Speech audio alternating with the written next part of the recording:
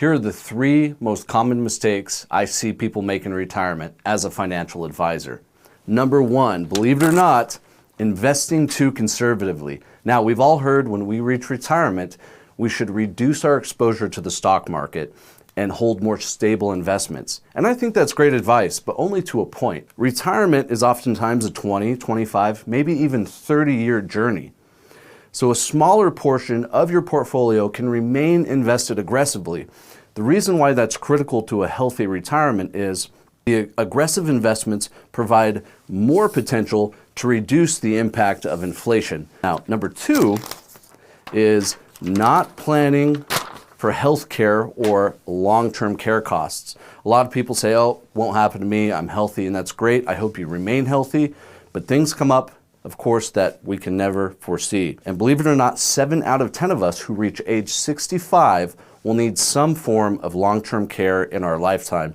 All of the sources for this are cited in the video description below, by the way, if you want to do further research. Now, the cost of long-term care, even in a semi-private, so you don't even get your own room, and in a semi-private nursing facility or assisted living facility, on average is over $100,000 per year in the United States, and that's this year. So who knows what it'll cost in 5, 10, 15, 20 years from now when you may or may not need it. So is a portion of your portfolio, of your retirement nest egg, is it earmarked for long-term care or health care costs? Is it going to provide guaranteed income?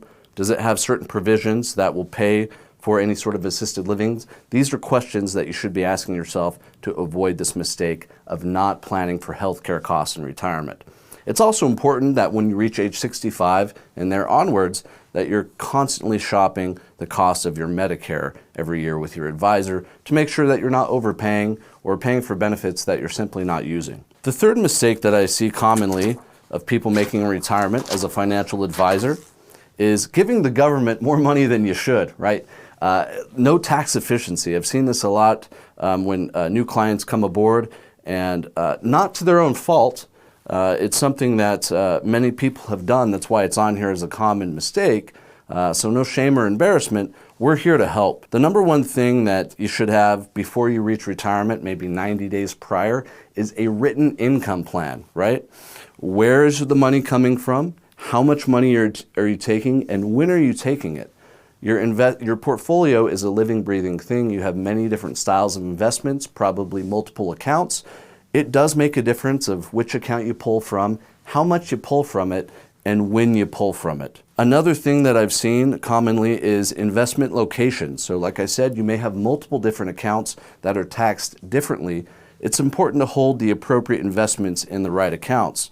Real estate investment trusts are a common investment that retirees own because they provide typically higher income than other investments, although they're taxed at ordinary income rates. So if they're already taxed at ordinary income rates, it does make sense to own them in a qualified account, such as an IRA, rather than a taxable account where you may commonly want to find municipal bonds or growth investments that'll be taxed at, say, capital gain rates or no tax at all if it's a municipal bond. Another thing that I see people don't take enough advantage of, which makes it a mistake for tax planning, is not doing Roth conversions. Now, Roth conversions aren't right for everyone, but if done properly, they can make a lot of sense. Again, done properly.